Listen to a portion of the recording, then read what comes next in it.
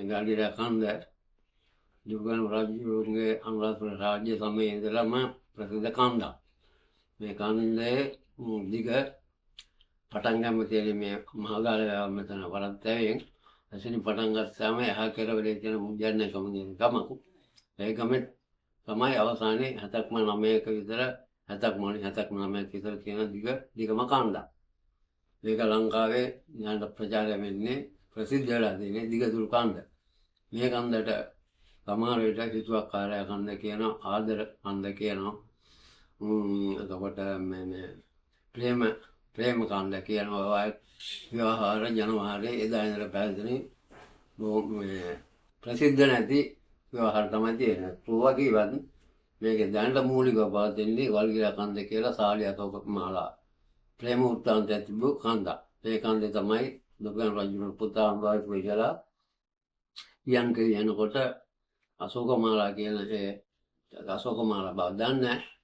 නමුත් කාන්තාවක් මේ කන්දේ අශෝක මාලා යන්නේවදී සින්දු පියගෙනකොට සාලිය රජ කුමාරට මේ පිරිසත් එක්ක යනකොට මේක ඇහිලා දෙන මේ සින්දු කියන්නේ කායි. මෙයා ළඟට එක් වෙලා බලනකොට බොහොම රුමයි කාන්තාවක් ගහක් උඩ ඉන්නවා. අශෝක මල් ගහක් උඩ. ඒ ගහ උඩ ඉන්න වෙලාවේ මෙයා ළඟට කිට්ටු නැතුව ඈතින් ගහනකොට ලස්සනම කාන්තාවක්. ඒ කියන්නේ එයා හිතුවා මේ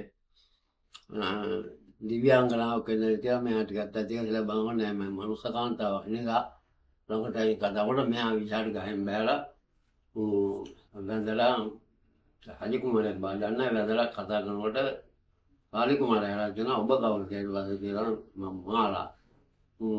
මගේ නම මාලා කියලා. ඊට පස්සේ වදක උදාහගෙන යනකොට මෙයා කුලවාලි කුලේ මේ කාන්තාවක් මෙයා හුඟක් බය වුණා මේ ගබක් කියලා මොකද දුස්ලා වගේ පුතා කියලා මෙයාගේ අශෝක මේ සාලි කුමාරයාගේ විස්තර කියලා දෙන්න.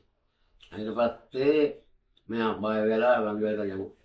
රජ කුමාරගේ පියා දුර්ගන් රජුණන් පුතා රජ කුමාරයෙක් කියලා මෙයා වකන නමුත් ආලේ කුමාරයාට මෙයා කරකර බඳින්න පුදුම ඒ වෙලාවේ ආලයක් ඇති වෙලා මෙයා අහලා තියෙනවා. ඊට පස්සේ කියලා ඔබ වහන්සේ මං කාර බැන්දොත් මගේ සම්වරේම වනසනවා කියලා මෙයා කීවට පස්සේ අඬන්න වැටිලා නෑ මට රජකම අවශ්‍ය නෑ ඔබ තමයි අවශ්‍ය කියලා එතනින් මෙයා රජකම ප්‍රතික්ෂේප කරගෙන මේ වෙලාවේ කියලා මෙයාට අර අශෝක මල් දෙන අවස්ථාවේ හම්බෙච්ච එක අශෝක මාලා කියලා මෙයා නම පටබඳලා තමයි. ඊට පස්සේ සාලි රජ කුමාරයාත් එක්ක ආපු සාලි රජ කරන හොඳම මිත්‍රා ඒ දුර්ගන් රජුන් කියලා දෙනවා. මුලියන් වහන්සේ කුමාරයා මෙහෙම ප්‍රේම සම්බන්ධයකට පැටලලා තියෙනවා. එන්ද කුමාරයා ආයෙත් නැතිවේ කියලා කියනකොට දුර්ගන් රජු ඒ කාලේ හැටියට ජනවාරියෙන්නේ කාලන්තල වැටලා යන් කියලා දුර්ගන් රජු ඇවිත් බලන්න. බලනකොට දුර්ගන් රජු වෙලා කල්පනා කරලා කියන මාලා දැකපු වෙලාවේ මේ කුමාරයා කල්ලාතු මෙයා නොදැක්කනම් මම මේ දිශෙන් දැක්කනම් මෙයා මගේ අගභේදේ කරගන්නවා කියලා දුර්ගන් රජු අර රූප දුබාර දුර්ගන් රජු කෑදිලා. මේ ප්‍රේම සම්බන්ධය කඩන්න බැරි නිසා දුර්ගන් රජුව පස්සේ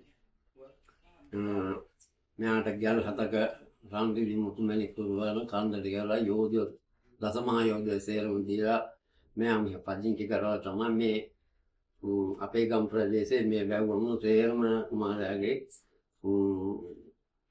අනසකල තමයි මේ අලුත්ජම වස්වත්තේම ගල්ගිරව රක්වාන දෙමට කොම වලත්තව ඔයාදී ගම්මාන වල මේ තියෙන ගෞසාලයේදී රාජ කුමාරයාගේ මූලික ප්‍රතිකම් වේදව ගම්වල ජනවාරයේ ප්‍රතිජාලා දෙනවා.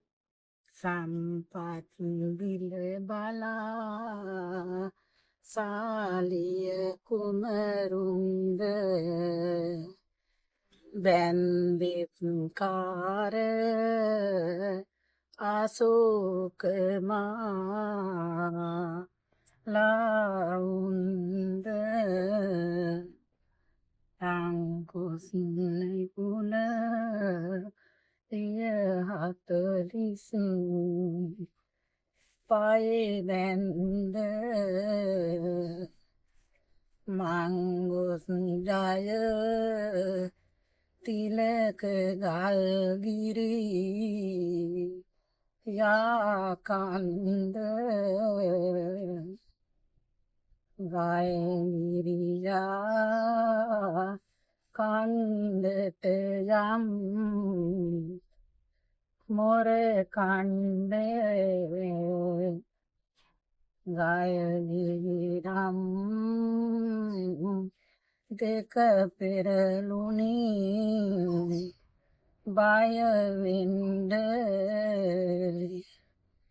මයුලෙත් නම් ගෙඩි තොර නැත පල ගණ්ඩ පනගැත් නම් අයවත් නෙමු මොර කණ්ඩ ඇතු බලා ගෙන මිතුරේ පද බැන්ද දූත නලල තබමින් මුනි දුට වැන්ද සීප මඟුල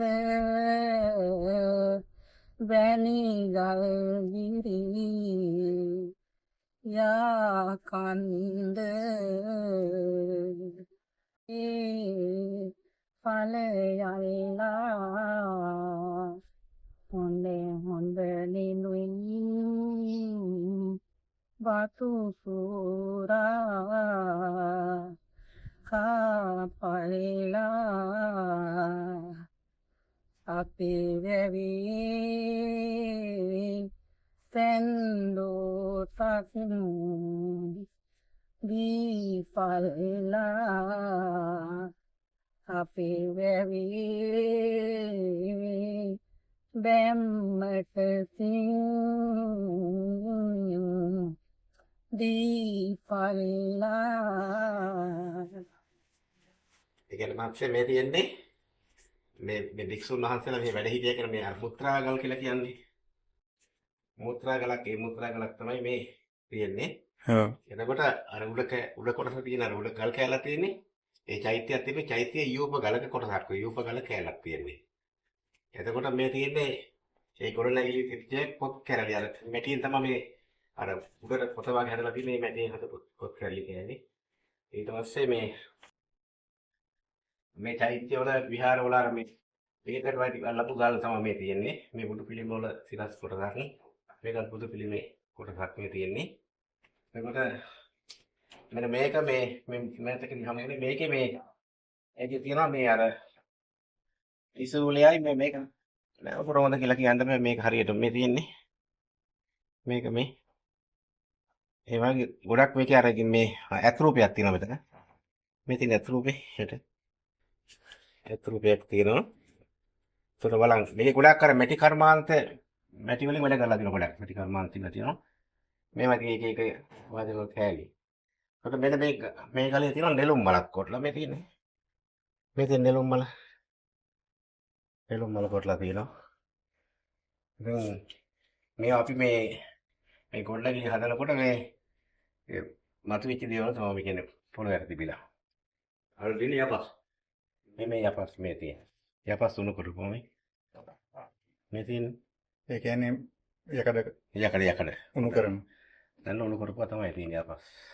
ඉතින් කැණීම් කරලා නැහැ තාම. කැණීම් කරලා ඉතින් ගොඩක් දේවල් අපි මේකේ තව ඉතිහාසය හොයාගන්න පුළුවන් ගොඩක් දේවල්. මේක අර මේ පුස්සදේව මහරහතන් වහන්සේ කියන්නේ සද්ධාතිස්ස රජුණන්ගේ විසවගේ මල්ලි කෙනෙක් පැවිදිලා හිටියා. ඒ හාමුදුරන්ගේ නම තමයි පුස්සදේව කියලා. ඒ පුස්සදේව මහරහතන් වහන්සේ මේ ස්ථානේ වැඩ ඉලා තියෙන්නේ. මේ ස්ථානේ පුස්සදේව මහරහතන් වහන්සේට ශාලී කුමාරයා අශෝක මාලායිකින් පූජා කරලා තියෙනවා. ඒක තමයි මේ තියෙන්නේ. උන්වහන්සේ අපවත් වෙලා තියෙනෙත් මේ පැතිරෙන මහත්ය කොහොමද මේ නිකායේ මෙහෙම පැතිරලා තියෙනවනේ. පුස්සදේව මහරහතන් වහන්සේ වැඩලා තියෙන ඒ තමයි. ඉතින් ගොඩක් දේවල් මේක බලන්න තියෙනවා. ඉතින් මේවා සැකවිච්ච දේවල් ගොඩක් තියෙනවා. චෛත්‍ය තිබ්බ වගේ නටපුන් තියෙනවා කරාටිච්චා. එතකොට ඉතින් ඔය මේක වටේ සම්පූර්ණ ප්‍රාකාර බැම්මක් තියෙනවා. ඉතින් ඒ වගේ දේවල් තමයි තියෙන්නේ. කළු ගල් කියන ගල් ඒවත් තියෙනවා කර්මත්ව එක සඳකට පහන් වල කොටස් තියෙනවා ඒවත් තියෙනවා. පුරාණ පියකට පෙළක් තියෙනවා.